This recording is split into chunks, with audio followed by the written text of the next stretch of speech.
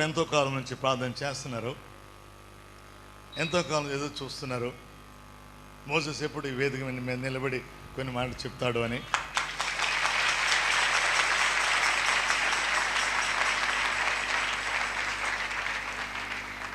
ఈ ఉదయాన ఆయన సాక్ష్యం చెప్తాడు. దానికి ముందుగా కొద్ది మాటలు డాక్టర్ జాన్ చెప్తారు. I call upon doctor Jan to give a short introduction of David to come. Mics కావాలి, quick.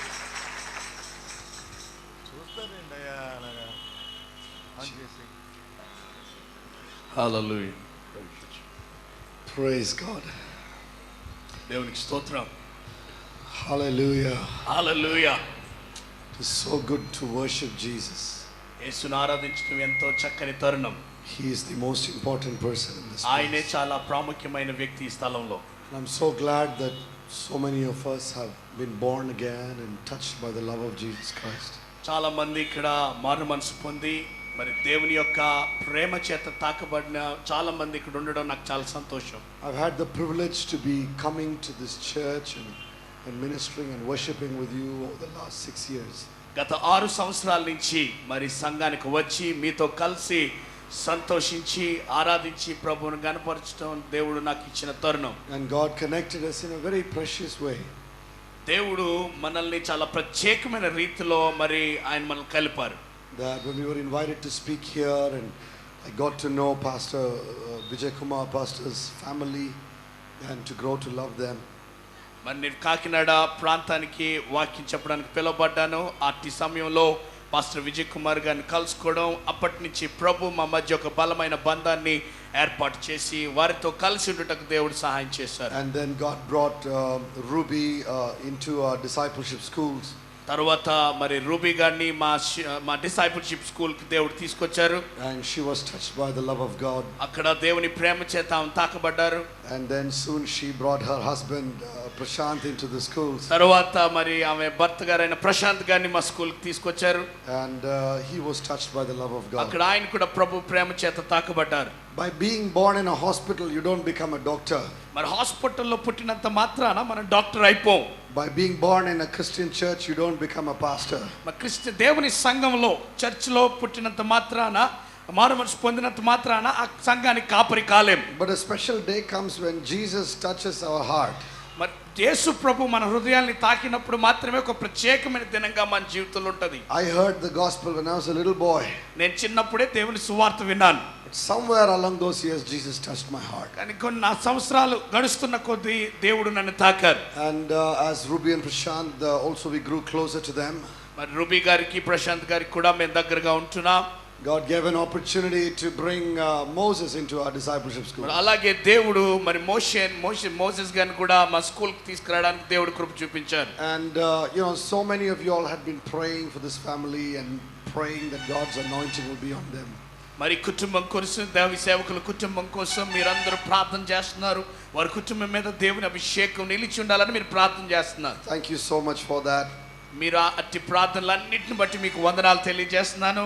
And Moses came into our school thinking maybe he will come for a few days, but God did a wonderful work in that place. మోషే గారు మా స్కూల్కి వచ్చారు, కొద్ది రోజులు మాత్రమే ఉందాం అనుకున్నారు, కానీ ప్రభు ఆ స్కూల్లో ఆయన జీవితంలో గొప్ప కార్యం జరిగించారు. He came for a few days. ఆయన కొద్ది రోజులు మాత్రమే ఉండడానికి వచ్చారు. He stayed on. అక్కడి నుంచి ఆయన ఉంటూనే ఉన్నారు. For the whole school. School అంతా కూడా ఆయన ఉన్నారు. And then God just spoke to his heart and we took him down to Kerala with us, and for the last 6 months he's been staying with me in my house and serving with us in the ministry over there. దేవుడు ఆయనతో మాట్లాడారు. ఆ మాటను బట్టి మేము కేరళ ప్రాంతానికి ఆయన తీసుకుని వెళ్ళాం. గత 6 నెలల నుంచి ఆయన నా ఇంట్లోనే ఉంటున్నారు. అలాగే మా పరిచర్యలో ముఖ్య భాగంగా మా పరిచర్యలో కూడా ఉంటూ మాతో కొనసాగుతున్నారు. And he is a great blessing to us in the ministry. మరి మాకు పరిచర్యలో నిజంగా ఆయన ఒక ఆశీర్వాదం. We have different gifts, but he's a shy boy. He normally likes to stay behind. మరి అందరికీ రకరకాల తలాంతులు ఉంటాయి. మరి మోషే గారు మరి కొంచెం సిగ్గు పిడియం, మరి చాలా వరకు వెనకాతలే ఉండి కార్యం చేయడానికి ఇష్టపడతారు. But today I want to ask him to come forward and share what God has done in his life. అయితే ఈ రోజు మాత్రం ఆయన్ని ముందుకు పిలిచి దేవుడు ఆయన జీవితంలో ఏం చేశారో మరి తెలియజేయమని నేను ఆయన్ని ఆహ్వానిస్తున్నాను. హల్లెలూయా.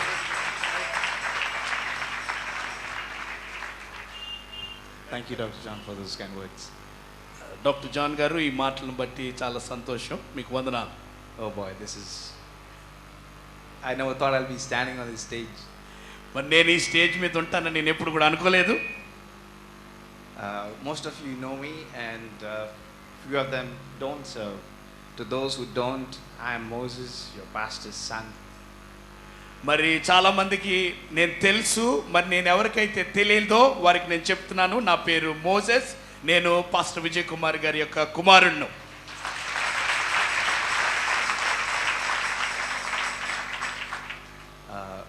Like I said, I never thought I'll stand on this pulpit, or I didn't even want to stand here. మరి మీకు తెలియజేసినట్టే నేను ఇక్కడ ఎప్పుడు ఈ పుల్పెట్ మీద ఉంటానని నేను అనుకోలేదు. ఇంకొక మాట ఏంటంటే అసలు నేను ఇక్కడ ఉండకూడదు అనుకున్నాను. I didn't want to stand here because I never felt what this is all about, or I never understood what my dad was so passionate about in his life, always running for meetings, there's souls and burdens, because I never felt that thing what he had in him. మరి నేను ఇక్కడ ఎందుకు ఉండకూడదు అనుకున్నాను అంటే అసలు ఈ church ఏంటి, చర్చిలో విధానాలు ఏంటి, అసలు మా నాన్నగారు ఏంటి, ఆయన సువార్త ఏంటి, ఆత్మల కొరకైన భారం ఏంటి, ఇదంతా కూడా నేను అర్థం చేసుకోలేని స్థితిలో ఉండేవాడిని. I was a good kid probably till my +2. మరి ఇంటర్మీడియట్ వరకు నేను మంచి బాలుడిని. After that my circle of friends changed. నా ఇంటర్మీడియట్లో నా స్నేహితులు మారారు.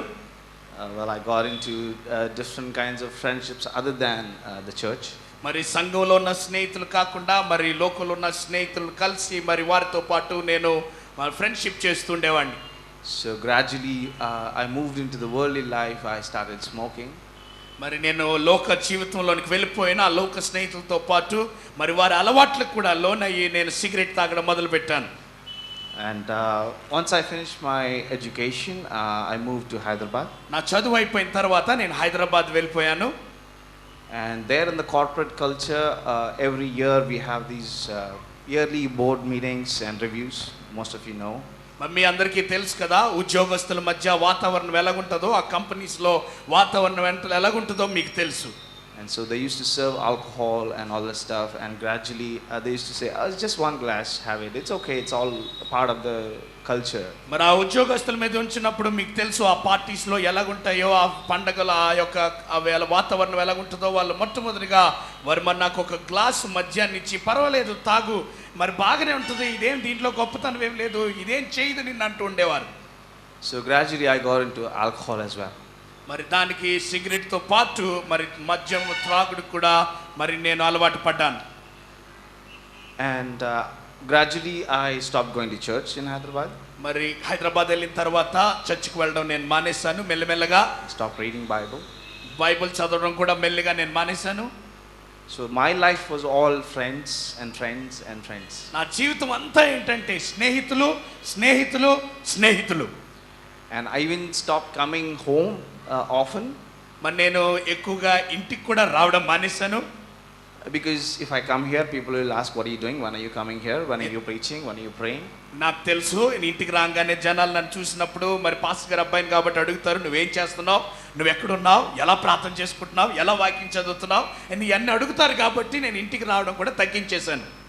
And yeah, sometimes for Easter, Christmas, I used to come, and then some uncles and aunties, they used to ask me, oh, so when are you coming? When are you?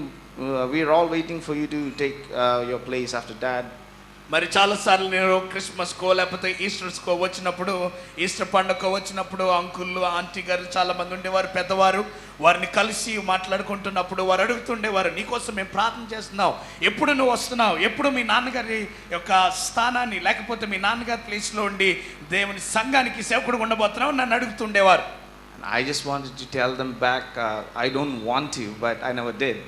మరి చాలాసార్లు వారితో కలిసి నేను చెప్తాం అనుకుంటా ఉండేవాడిని, మీరు నాకు వద్దు, మరి మీరు నాకు వద్దు, ఇది నాకు వద్దు అని చెప్తా ఉండేవాడిని, అని చెప్తాం అనుకుంటూ ఉండేవాడిని, కానీ ఎప్పుడు కూడా నేను చెప్పలేకపోయాను. But all this while, but there still was something in me that sometimes I used to go to church once in a while, but something pulled me to church once in a while. మరి కొన్నిసార్లు నా లోపల మరి ఏమయ్యేదో తెలియదు, కానీ కొన్నిసార్లు నా లోపల నేను చర్చికి వెళ్తే బాగున్నాను, అప్పుడప్పుడు చర్చికి వెళ్తూ ఉండేవాడిని. So one day I was sleeping, and probably I don't exactly remember if I was drunk as well, but around 5:30 in the morning, ఒకరోజు మరి నేను పడుకుంటున్నాను, నాకు తెలీదు, నేను ఆ సమయంలో త్రాగి ఉన్నానేమో, నాకు తెలీదు, నాకు సరిగ్గా గుర్తు రావట్లేదు, కానీ అది తెల్లవారించుమించు 5:30 కాలం. and suddenly I see this verse from Joshua 1:5. మరి అకస్మాత్తుగా నేను యెహోషువ 1:5 వచనాన్ని నేను చూసడం మొదలు పెట్టాను. And I didn't understand it because I never read Joshua till then. మరి ఆ వాక్యం నేను చూసిన తర్వాత ఆ వాక్యం నాకు అర్థం అవ్వలేదు. కారణం ఏంటంటే అప్పటికి నేను యెహోషువ అనే పుస్తకం ఉందని అది కూడా చదవలేదు. Yeah, I know it, but I didn't read it. పుస్తకం ఉందని తెలుసు కానీ నేను చదవలేదు. So all I did was I woke up, I opened my Bible, and I read that verse. మరి నేను బైబిల్ తెరిచాను, ఆ చూసిన వాక్యాన్ని నేను చదివాను. And it says, you know, just like I was with Moses, I will be with you, I'll never leave you nor forsake you. ఆ వాక్యం ఏం చెప్తుందంటే, నేను మోషేతో ఉన్నట్టుగానే నేను నీతో కూడా ఉండి నిన్ను ఎన్నడూ విడువను ఎడబాయనన్న వాక్యాన్ని చదివాను. So I called my mom and I told her. మా అమ్మగారికి నేను వెంటనే ఫోన్ చేశాను, ఆ మాట మా అమ్మగారికి నేను చెప్పాను. And then I forgot about it. తర్వాత నేను మర్చిపోయాను దాని గురించి. And my sister, she used to call me once in a while, and she used to tell me, I've attended. Now, before I go there, I want to tell something else. The first time, probably I was not there when the first time Dr. John was here. మరి మొట్టమొదటిసారిగా doctor John గారు ఇక్కడ ఉన్నప్పుడు నేను లేను ఇక్కడ. And for the second time, I guess my sister called me up and said, you will like these meetings, please come down.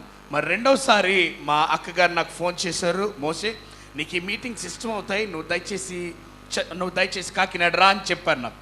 So I said, okay, another preacher would have come and they want me there like all my life. మరి నేను అనుకున్నాను, అబ్బా ఇంకొక ప్రసంగికులు ఎవరో వచ్చి ఉంటారు, మరి అందుకనే నన్ను రమ్మంటున్నారు అనుకుంటూనే నేను ఉన్నాను. So reluctantly I did come though. Reluctantly I came. మరి నేను రావాల్సిన మరి ఆ ఫోర్స్ని బట్టి నేను వచ్చాను.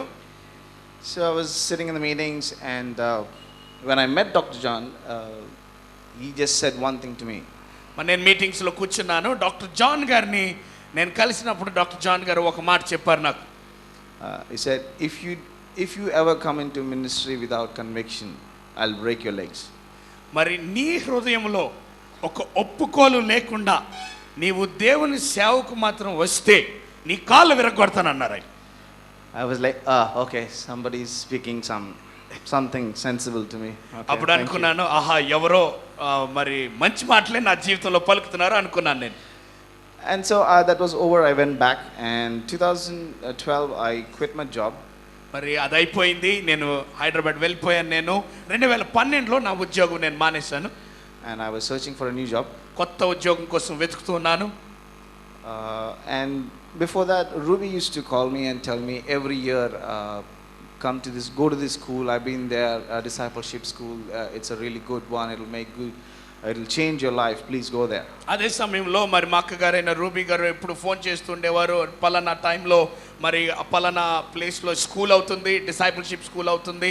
నేను వెళ్ళాను, దేవుడు నన్ను తాకాడు, నా జీవితాన్ని మార్చారు, నువ్వు కూడా ఎందుకు వెళ్ళకూడదు అంటూ నాకు ఫోన్ చేసి మాట్లాడుతుండేవారు. And I just used to give excuses after excuses. మరి చాలా సార్లు ఆవిడ ఎన్నిసార్లు చెప్పినా సరే, ఎన్ని సమయాల్లో కూడా అన్నిసార్లు కూడా ఏదో ఒక సాకులు చెప్తుండేవాడిని. So when I quit my job, I had no excuse because I was free. ఎందుకంటే నేను ఎప్పుడైతే ఉద్యోగం మానేశానో ఇంక నాకు సాకులు చెప్పే అవకాశం లేదు, ఎందుకంటే నేను ఖాళీగా ఉన్నాను.